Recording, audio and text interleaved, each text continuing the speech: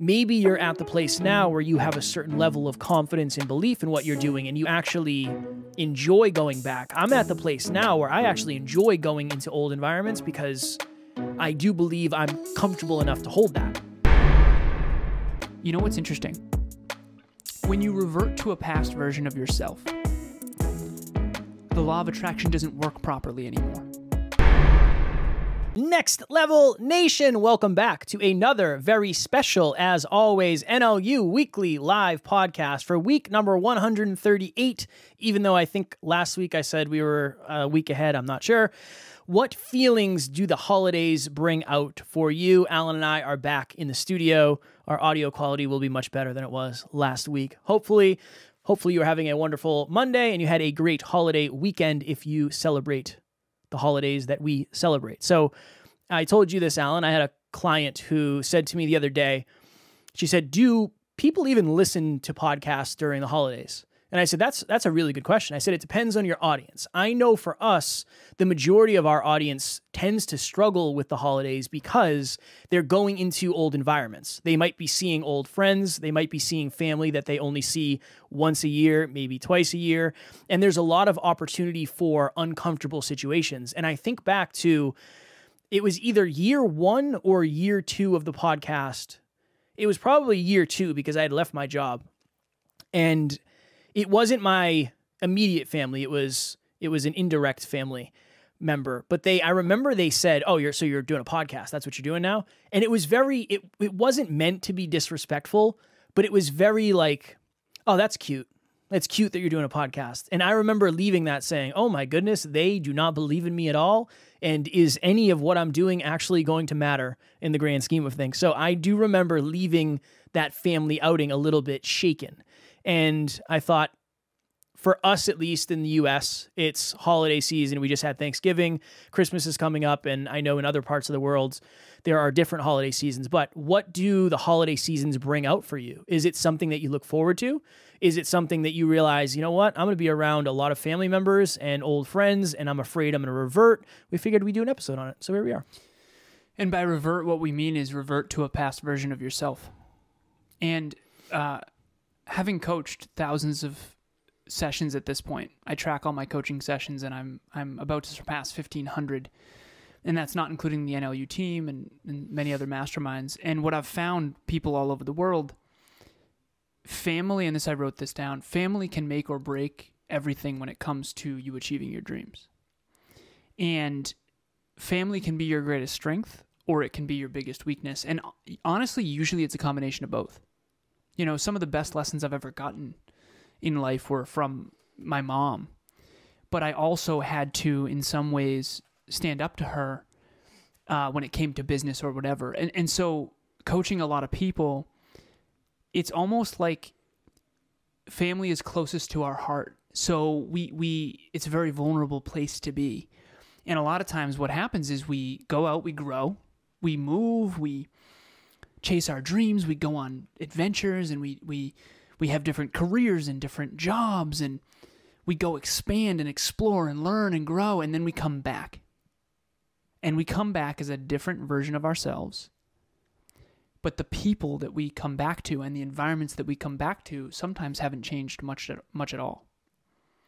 And Kev, you and I being on the road for, I don't know, 9 or 10 days or whatever, even coming back, there's still a reacclimation. We have to reacclimate to, this environment. I have to go back to that old gym but I'm different, and I can tell I'm different now. This gym is the same, but I'm different.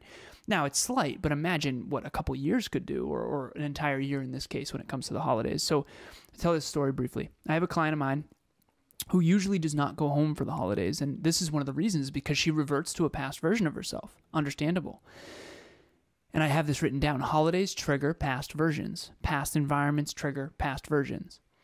So this person has 2 sisters. One is so she's the oldest. She has 2 younger sisters. One's older than the other.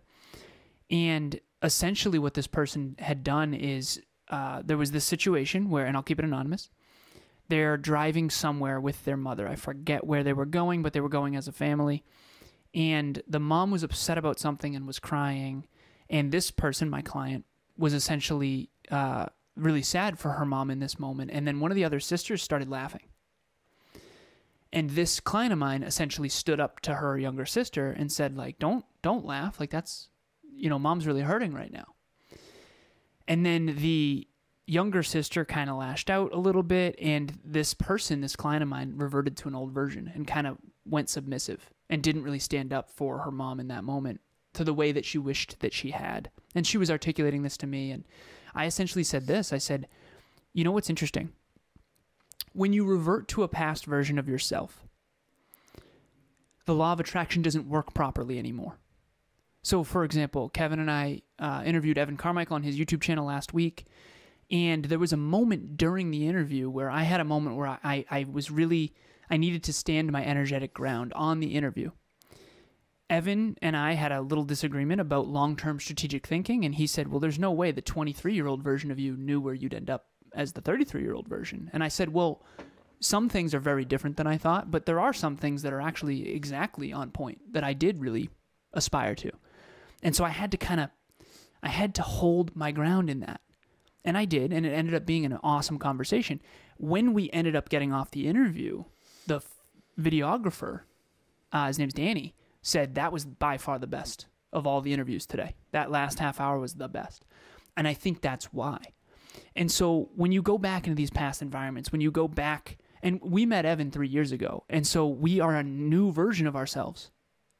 And we could have reverted back. I could have reverted back to the old version where I didn't stand my ground, or I looked up to him and didn't hold my ground, and I still look up to him in many ways. But when you go back into these old environments, when you have these holidays and these old persons, places, things, and ideas, if you don't hold your ground on the new version of you, the law of attraction doesn't work properly. I know that whether it's conscious or not, Evan sees me a little differently than he used to see me, and he should, because I've grown a lot over the last 3 years. But that's only because I held my energetic ground. Now, that doesn't mean you fight. That doesn't mean that you argue. That doesn't mean that you're unkind. It just means that you have to try to stay this version of yourself. And don't get it twisted. This is very difficult to do. Yeah, it's the thought process is, who does this person remember me as, and who am I now? That really is it. And then the difference between the two is the availability for conflict. And it really is, and again, it is a sliding scale, and it's personal, and it depends. There's a lot of complexities, and a lot of it's contextual. I don't know why I'm using so many big words, but you might stand up to somebody in a certain way versus somebody else. It might be completely different. For me, and I'm interested for your take on this, Alan, I don't want to just make it, okay, your feelings are negative in the holidays, because maybe they're not. Maybe you're at the place now where you have a certain level of confidence and belief in what you're doing, and you actually enjoy going back. I'm at the place now where I actually enjoy going into old environments because I do believe I'm comfortable enough to hold that. And again, that hasn't always been that way. But what's your feeling on that? Do you ever get that where you're like, you know what, I'm actually kind of excited to go into an old, new environment as this version of Alan, because now I believe, I know you've always believed, okay, maybe now I have results that will prove that I'm not as crazy as people think. It's interesting because I think there's a small percentage that is grateful to go back and have achieved what I said I would. But most of it is just like, no, I'm not looking forward to it. Because I think I know that that's coming. That I'll give an example. So I have an older sister. She's 3 years older than me. And I remember we went and got dinner. And I had this weird moment with myself where I was like, wait a minute. I'm like so much acting like little brother right now. Like and this is nothing against my sister, but when it comes to holistic self-improvement and goals and dreams and fulfillment and life and business and money and finance and health and wealth and love, I mean, it's not close. But I still revert to like little brother. And I had this moment where I was like, wait a minute, why am I doing that? And I think that that's the dynamic her and I have. When we were younger, she was always ahead of me. She was always 3 years older. And 3 years when you're young, when you're 7, 3 years is a big deal. That's like, half your life. Almost half your life, right? But when you're 33 and she's 36, it's not as big of a delta. And so in many ways, the leader needs to lead. And I think what's been challenging for me, and hopefully this will resonate with a lot of our listeners, when the person with lower awareness is leading, it's bad for everyone. And I think that most environments that I go in, not all of them, but a lot of environments that I go in now, I should be leading. And trust me, there's many arenas where I shouldn't. I mean, if we're doing home improvement or cars or certain things, trust me, I don't lead. And I'm really good at being a student and taking a back seat and letting someone else run the show. I'm happy to do that. But when it comes to certain conversations, I have a really hard time, because I'll give you an example. One person during the holidays had said something along the lines of, well, these days there's only one way to make money, and that's in real estate. And I'm like, tech, perhaps?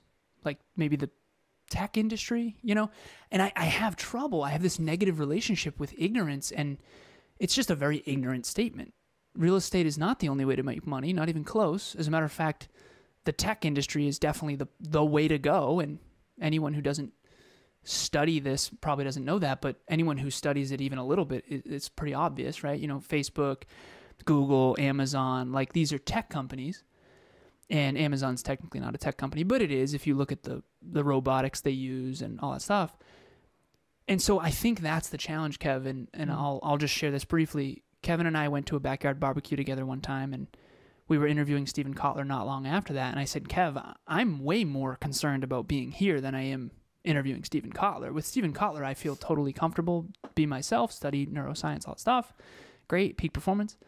And Kev said it's the opposite for him. You were nervous for the Stephen Kotler interview. Of course. I was more comfortable interviewing Evan Carmichael than I am at family gatherings, for sure. It's not even close. It's not even close. I was very, very comfortable in that interview from my perspective. I felt at home. Whereas at home, I don't feel at home. I feel at home with Emilia, and I feel at home here on these mics and doing self-improvement. So hopefully that answers your original question. Hey guys, it's Alex Ramos, and I am happy that I was in group coaching for a second time.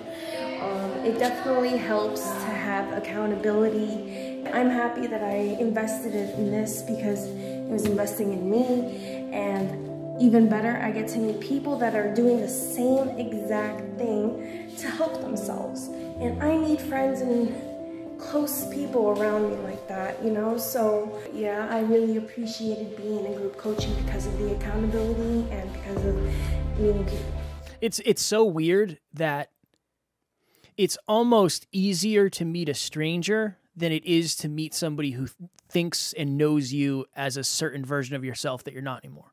Because they're used to that version. Like you're a little cousin, little brother, little sister, niece, nephew, you're that. And it's very, very, very interesting. I think the only thing you can really, really do, and to your point, and it's very hard to explain this, but at all times, subconsciously, people are sizing other people up energetically. I will be dominant, Alan will be submissive. Alan will be dominant, I will be submissive. It's always happening, whether we know it or not. There's always some sort of subconscious positioning going on. What you have to do is you have to sit in the discomfort of the conflict. And all that means is somebody might unintentionally talk down to you, and you just have to make sure you raise your energy so they're actually talking across to you. Again, it's very hard to explain. It's easy to imagine, but when somebody's, you have that business now? That's cute. It's like, no, this isn't cute. I made $7,000 last week or whatever, $7,000 last month. I made $7,000 last year. Just trying not to do that with ego. I understand that's very, very challenging, but this is the other interesting thing too. When you go into these environments, what's happening is you're leaving one echo chamber. So for us, we leave podcasting where we're very valued because we have so many episodes and we're quote unquote successful, and we go somewhere where people don't value podcasting at all. Many people might not even know what a podcast is. So then you have to reestablish yourself and your identity, which is a whole nother thing too. So it's interesting. I tend to be pretty quiet. And I think one of the reasons is I do understand that if it gets brought up, what I do, that's usually when it's pretty cool. I've said when I go to weddings, I know about the halfway mark when we start talking about what we do, it's usually like, oh my God, Kevin is cool. Like, you're a podcaster and you interview people and you have a coaching stuff and wait, you make money? Wow, that's awesome. So I try to slow play it where I like to almost be mysterious. I like that because I think it puts you in a unique position where it's like, yeah, if you want to know more about what's happening, you can ask. If not, I'm confident in what I'm doing and I'm confident in who I am as the person that I arrived here as. But again, easier said than done, all of this. So, Kev, there was a moment during the holidays, during Thanksgiving, and again, this is nothing against my mom because she was very sweet in this moment, but she was like, oh, those Airbnbs looked really expensive. And I was like, all right, listen. Like, we had that moment where it was like, I understand that in the beginning that would have been a concern. Like, don't go there. And so the lesson here is hold your energetic ground. And for anyone who's watching or listening, listen, there's no human who doesn't have this issue with their family. Seriously. Your caregivers see themselves as caregivers still. It's very hard for a mom not to mom. Seriously. Understandable. But the problem is that, and this is the way that I break it down, I've talked a lot about this recently. You have the teacher, we'll call it the guide. You have the guide, you have the peers, guides, and then students. When the wrong person is in the wrong role at the wrong time, it causes this friction to happen. And for those of you who are just on audio, I was basically taking my fists and butting them up against each other. I call it hold your energetic wall. I call it a shield wall. So a shield wall, imagine I use the movie Troy as an example. The Greeks are attacking the Trojans, and the Trojans have this shield wall. And in this analogy, you're really protecting your core values. You're protecting your merit. You're protecting what you've earned. So if, let's say you have earned your stripes, for lack of better phrasing, you have to protect that. You have to hold your energetic ground. You have to hold your shield wall. Because if you keep on giving them ground, you're not going to be respected. You're going to shrink. I've seen so many clients who shrink around other people's egos. And I'll tell this story briefly as well. Kevin one time gave me a referral for coaching of a man who has a massive ego. Never going to live it down either. Yeah, no. So, and he essentially, it was a brutal conversation because it's like, wait a minute, you called me. But essentially he's like, why should I coach with you? And I'm like proving myself to this guy, right? And which triggered the hell out of me because I feel like as a young man, I used to have to prove myself a lot. Bullied, all this stuff. And so it triggered me, and I ended up calling Kev, like, never send me someone like him again, please. I don't care about any of the money, none of that. Like, I'm not going to prove myself. I said, at the end of the call, I eventually said, you shouldn't coach with me. Like, you obviously are fine on your own. Like, good luck. The true answer is I'm ahead of you in everything, but I'm not going to say that because I don't want to argue with this guy. Like, what are we doing here? Let me get back to my life. But if any of you feel that way when you go back home, that's all it is. It's you have to sort of reestablish the pecking order, for lack of better phrasing. And for me, I'm more comfortable as a student. That's why I love to learn. I mean, I'm constantly asking questions. There was during the holidays, we had someone from Hungary, and I was asking, she's Hungarian. I was asking all these questions about if I didn't live in Hungary, like what could I learn? And there was a woman we met in Toronto from Japan as well, and I was asking, apparently in Japan, everyone has, like, every household has their own, like, style of pickles, apparently. So, like, if you go into Japan homes, apparently they have, like, amazing pickles. I don't know. That's what she said, right? I love being a student. I love understanding other people's perspectives, and I love picking their brains. What I didn't realize is that when you act like a student, people see you like a student. And so if I'm picking, I have a bunch of business mentors and, you know, some in my family, and I'm always asking them questions. I mean, one of them is running a robotics company right now, so I'm asking about the machine learning and AI and all this cool stuff. And then I realize, oh, everyone thinks he knows more than I do. So I leave the room looking like a student. No, I know more than he does, definitely. I'm just asking because I'm curious. And the reason why I know that I know more than him is because I'm always a student. See how it's like this ironic thing going on?